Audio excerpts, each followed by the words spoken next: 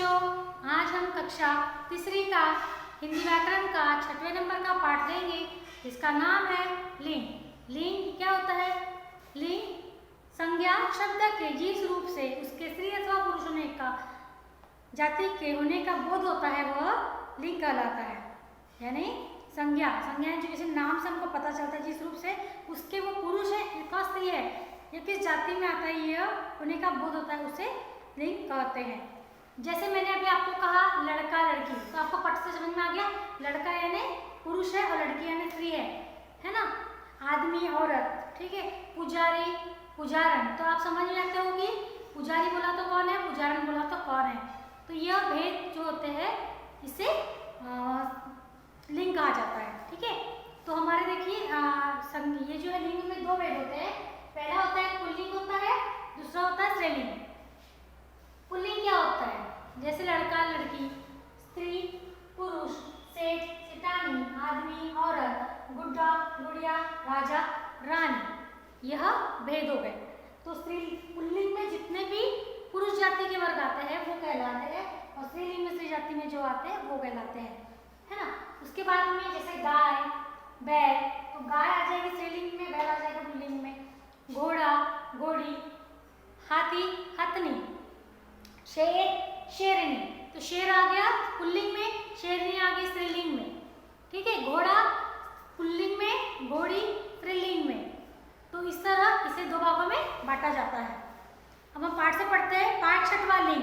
लड़का लड़की, पुजारी पुजारिन, राजा रानी, मोर मोरनी, शेर शेरनी, हंस हंसिनी।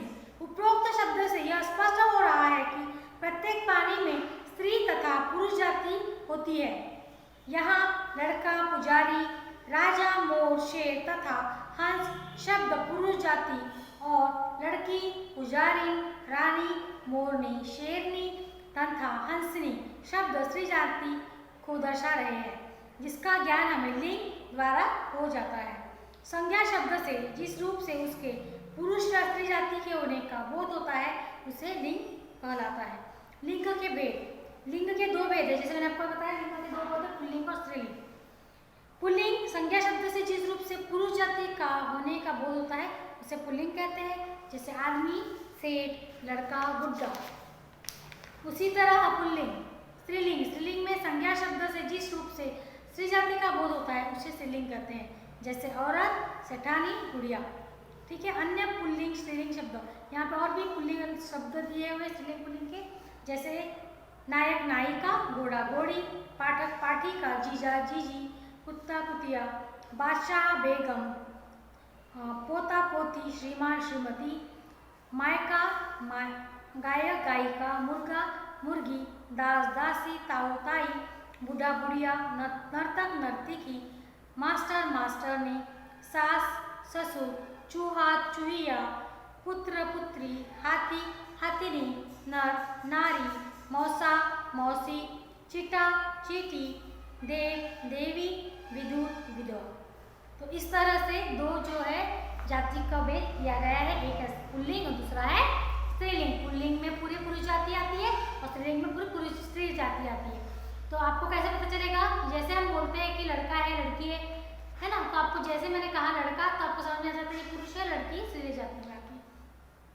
विशेष हिंदी भाषा में कुछ शब्द ऐसे होते हैं जिनके लिंग नहीं बदले जाते हैं। जैसे कुछ देखो कुछ ऐसे होते हैं जिनके लिंग हम नहीं बदल सकते, वो फिर पुरुष हो चाहे वो स्त्री हो। जैसे आपको पता है डॉक्टर बोला तो आपको हम बोलते हैं क्या स्त्री डॉक्टर पुरुष डॉक्टर नहीं, डॉक्टर यानी डॉक्टर, फिर वो स्त्री हो चाहे पुरुष हो। तो वैसे ही कुछ ऐसे पद है जिसमें उनके लिंग का भेद नहीं होता है, जैसे कि राष्ट्रपति, इंजीनियर, मुख्यमंत्री, प्रधानमंत्री, प्रोफेसर, डॉक्टर, वकील, ठीक है।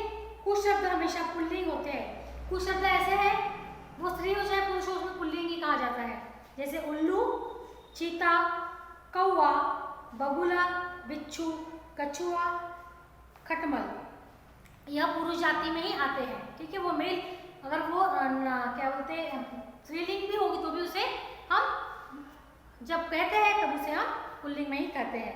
कुछ शब्द हमेशा स्त्रीलिंग होते हैं, जैसे गिलहरी, चील, बतख, मछली, तितली, मक्खी, कोयल आदि। कुछ शब्द ऐसे होते हैं जिसे हम फिर स्त्रीलिंग में ही उपयोग में लाते हैं। फिर वो जैसे तितली है, तितली हम तितली ही कहते अगर उसमें लिंग में पुरुष जाति होगी तो भी हम उसे स्त्रीलिंगी कहेंगे। तो इस तरह ये पाठ खत्म होता है। इसमें आपको बताया गया है कि हमें जो संज्ञा शब्द है उसे हमें स्त्री अथवा पुरुष जाति होने का भेद पता चलता है, उसे लिंग कहा जाता है। लिंग का दो वर्ग है, एक है पुल्लिंग और दूसरा है स्त्रीलिंग। पुल्लिंग में लड़का लड़की ऐसे हम करते हैं, जो स्त्री जाति में आती है उसे हम स्त्रीलिंग में लिखते हैं, जो पुरुष जाति में आते हैं उसे हम पुल्लिंग में लिखते हैं। तो उसका अभ्यास समझ लेते हैं। और उसके अलावा कुछ लिंग ऐसे होते हैं जिसे वो हम पुरुष हो चाहे स्त्री हो एक ही कहा जाता है। दूसरा ऐसा होता है कि कुछ जो शब्द संज्ञा शब्द ऐसे जो हम सिर्फ पुल्लिंग में ही यूज करते हैं और कुछ ऐसे जो सिर्फ स्त्रीलिंग में ही उपयोग में आते हैं। अब अभ्यास देखते हैं, सोच कर बताइए। सही उत्तर पर राइट का चिन्ह लगाइए। लिंग के कितने भेद होते हैं? लिंग के दो भेद होते हैं। किस शब्द का लिंग नहीं बदला जा सकता? प्रधानमंत्री का। गिलहरी शब्द है, गिलहरी शब्द हमेशा कहाँ आता है? स्त्रीलिंग में आता है। प्रश्न के उत्तर लिखिए। लिंग से आप क्या समझते हैं? लिंग से हमें यह पता चलता है कि स्त्री अथवा पुरुष जाति का बोध कराने वाले शब्द को लिंग कहते हैं। स्त्रीलिंग की परिभाषा उदाहरण सहित लिखिए। अब स्त्रीलिंग की परिभाषा हमको लिखना है कि जिस जाति से हमको स्त्री होने का पता चलता है उसे स्त्रीलिंग करते हैं। जैसे शिटानी, रानी, तितली, ये स्त्रीलिंग में आते हैं। कोई ऐसे चार शब्द लिखिए जो हमेशा पुल्लिंग में होते हैं। ऐसे कोई शब्द लिखना है जो हमेशा पुल्लिंग में ही होते हैं। जैसे मैंने आपको ही बताया था कि उल्लू, चीता, कौवा, बगुला, कछुआ, ये पुल्लिंग शब्द लिखना है। स्त्रीलिंग शब्द लिखना है। सेठ का स्त्रीलिंग क्या होगा, फिर नौकरानी का पुल्लिंग क्या होगा, ये आपको लिखना है। अभी कहाँ से लिखेंगे? आपकी किताब में जो यादा के स्त्रीलिंग और पुल्लिंग दिए हुए उदाहरण दिए गए उसमें से आपको देख के लिखना है। पीडीएफ द्वारा भी अभ्यास भेजा जाएगा। प्रत्येक बॉक्स में कुछ शब्द लिखे हैं जिनमें से शब्दों के लिंग उसके भिन्न है। भिन्न शब्दों को उचित लिखिए, उसे उसके उचित लिखना है।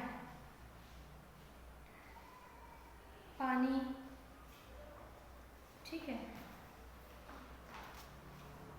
तो इस तरह हमारा पाठ खत्म होता है। हम अगली कक्षा में नए पाठ के साथ मिलेंगे।